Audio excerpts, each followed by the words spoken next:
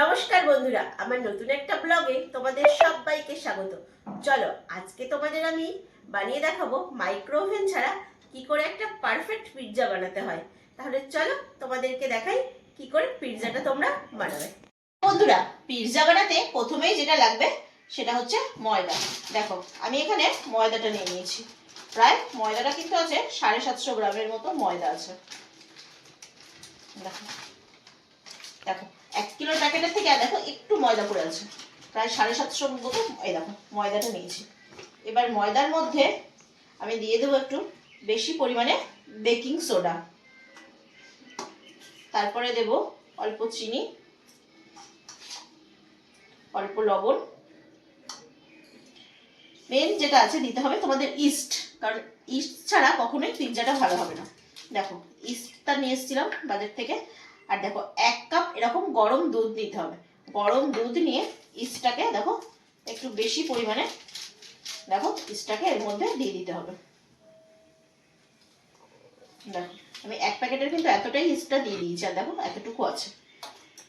এই দেখো ইস্টটাকে এবার ঢাকা দিয়ে আধ ঘন্টার জন্য রেখে দিতে হবে। এরপরে আমি দেব হচ্ছে সাদা তেল।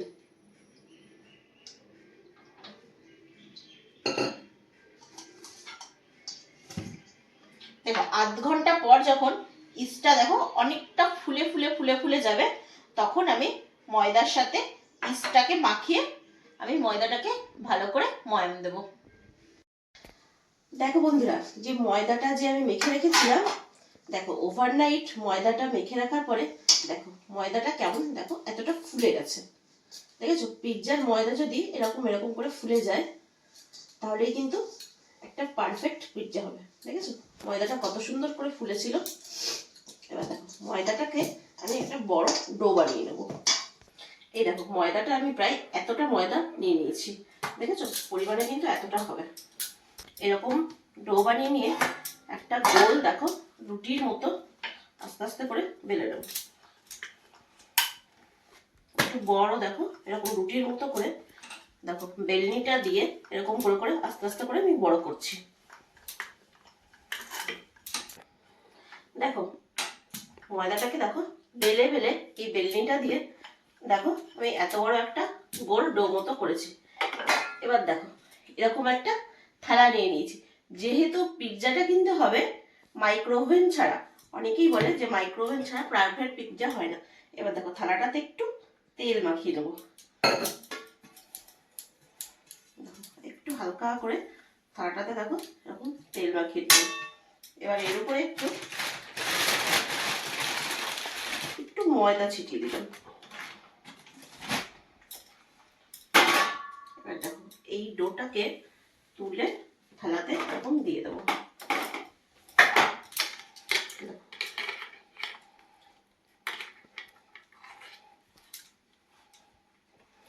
ডোটাকে তুলে দিয়ে হাতের সাহায্যে এরকম দেখো চারিদিকে এরকম রাউন্ড করে ঘুরিয়ে দেবো। দেখো ময়দাটাকে আমি পুরো দেখো হাতের সাহায্যে চারিদিক দিয়ে দেখো থালাটাকে একটু এরকম এরকম করে দেখো যাতে থালার একদম যাতে গোল হয়। থালাটা কিন্তু আমি নিয়েছি স্টিলের থালা। এবার দেখো এরকম একটা কাটা চামচ দিয়ে দেখো এরকম ফুটো ফুটো করে দেবো। দেখো এরকম পুরোটা দেখো ফুটো ফুটো করে দেবো। থালা নিয়ে নিই।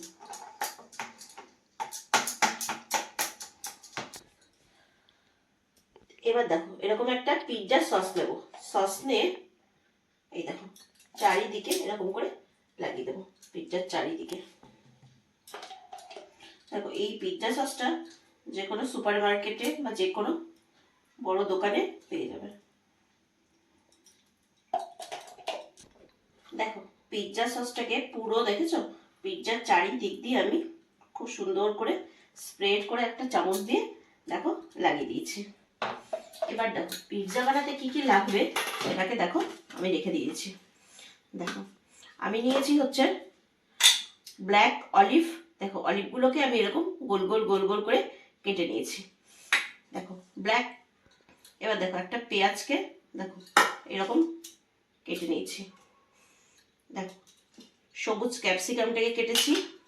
ইয়েলো ক্যাপসিকামটাকে এরকম করে কেটেছি।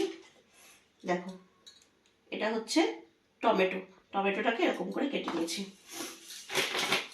আর লাগবে হচ্ছে মোজরেলা চিজ। দেখো 1 প্যাকেট এরকম চিজ নিয়ে নিয়েছি, চিজের স্লাইস নিয়েছি, অরিগ্যানো নিয়েছি।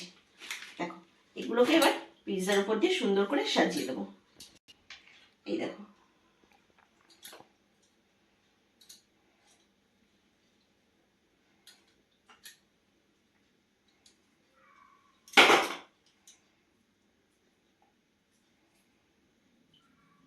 হাতের সাহায্যে সুন্দর করে পেঁয়াজ, ক্যাপসিকাম, টমেটো সব দেখো সুন্দর করে সাজিয়ে দিচ্ছি।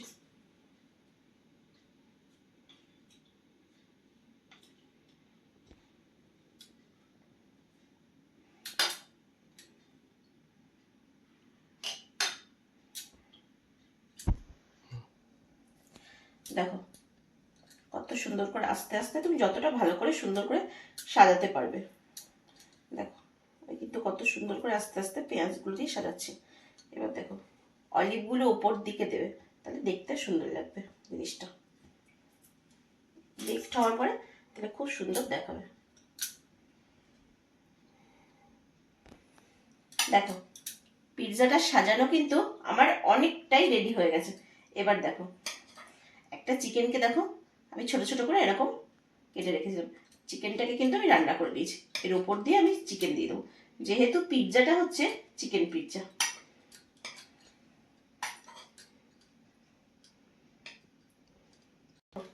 চিকেনটা আমি পুরো সুন্দর করে চারিদিকে স্প্রেড করে ছাড়িয়ে দিয়ে দিয়েছি।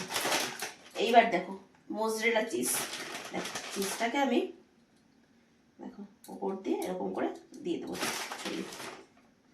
এই মোজরেলা চিজটা কিন্তু সব থেকে পিৎজাটা ভালো করবে, তাই বাড়িতে যখন পিৎজা বানাবে মোজরেলা চিজটাই দেওয়ার চেষ্টা করবে।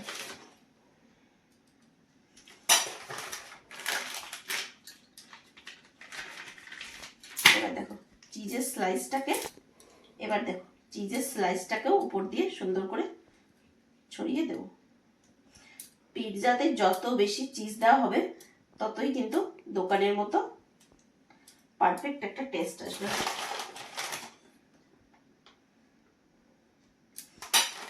দেখো আমি অনেকটা চিজ ইউজ করেছি, দেখো চিজে পুরোটাই ঢাকা হয়ে গেছে। এরপরে দেখো এটা হচ্ছে আমার বাড়িতে বানানো চিলি ফ্লেক্স, মানে আমি লঙ্কাগুলোকে শুকনো কড়াইতে একটু টেলে নিয়ে দেখো একটু মিক্সিতে গুঁড়ো করে নিয়েছি।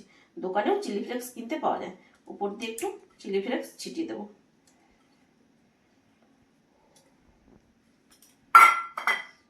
এবার দেখো এই অরিগ্যানোটা উপর দিয়ে দিয়ে দেবো।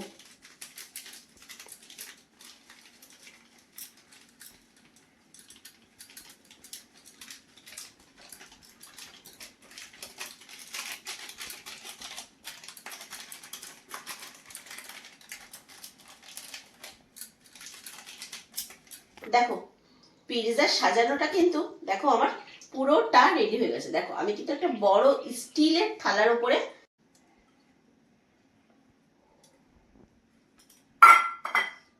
এবার দেখো এই অরিগ্যানোটা উপর দিয়ে দিয়ে দেবো।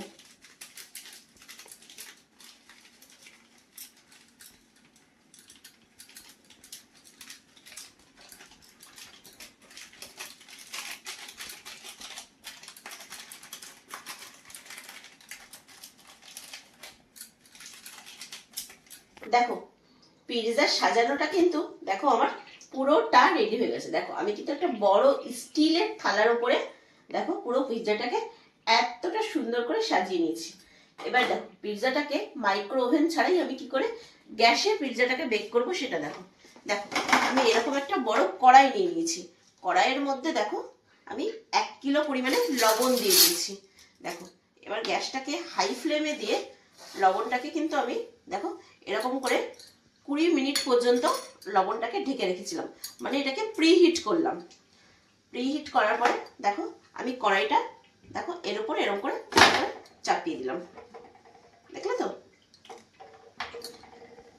চাপিয়ে দেওয়ার পরে দেখো এরকম প্রিহিট করার পরে এইরকম একটা বড় ঢাকনা দিয়ে দেখো আমি এটাকে ঢেকে দিলাম, যাতে এটা বেকড হওয়ার মানে সুযোগ পায়। তার জন্য এরকম একটা থাল ঢাকনা দিয়ে এটাকে ঢেকে দিতে হবে। আর গ্যাসটা থাকবে হাই ফ্লেমে 10 মিনিট, আর গ্যাসটা লো ফ্লেমে থাকবে হচ্ছে 30 মিনিট। মোট 40 মিনিট এই কড়াইতে কিন্তু এরকম করে বেক করতে হবে। দেখো এরকম পুরোটা ঢেকে দিয়েছি। এইবার 40 মিনিট পর তোমাদের দেখাবো যে কি হচ্ছে। বন্ধুরা 20 মিনিট পর কিন্তু আমি এরকম একটা কাঁটা চামচ দিয়ে দেখো এরকম একটু চেক করে দেখছি, কিন্তু এখনও দেখো পুরোটা কিন্তু বেকড হয়নি। দেখেছো পিৎজাটা এরকম হয়েছে, চিজগুলোও কিন্তু পুরোপুরি গলেনি।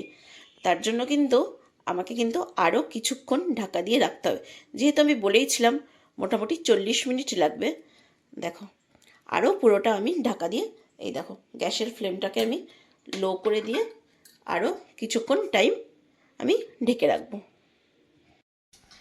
দেখো বন্ধুরা প্রায় 40 মিনিটের থেকেও বেশি, প্রায় 50 মিনিট পরে দেখো আমার পিৎজাটা দেখো কত সুন্দর করে দেখো, এই দেখো বেকড হয়ে গেছে। দেখেছো পিৎজাটা কিন্তু কড়াই থেকে একাই উঠে যাচ্ছে। আমি এখন গ্যাসটা বন্ধও করে দিয়েছি। দেখো পিৎজাটা কিন্তু এরকম দেখতে হয়েছে। চলো তোমাদের পিৎজাটাকে কেটে দেখাই।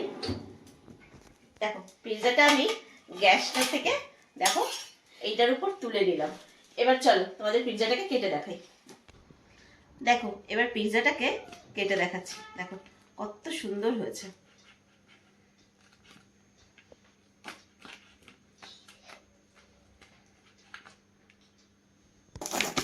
দেখো পিৎজাটাকে কাটার পরে দেখো কত সুন্দর করে পিসটা কেটে দিচ্ছি। আর পিৎজাটা কিন্তু দেখো অনেকটা বড় সাইজ হয়েছে, যেহেতু আমার থালাটা অনেকটা বড় ছিল।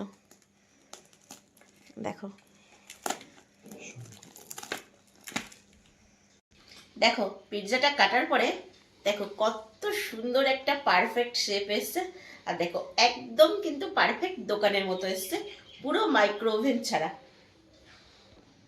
দেখো আমি কিন্তু পিৎজাটা প্লেটে সার্ভও করে দিয়েছি খাওয়ার জন্য।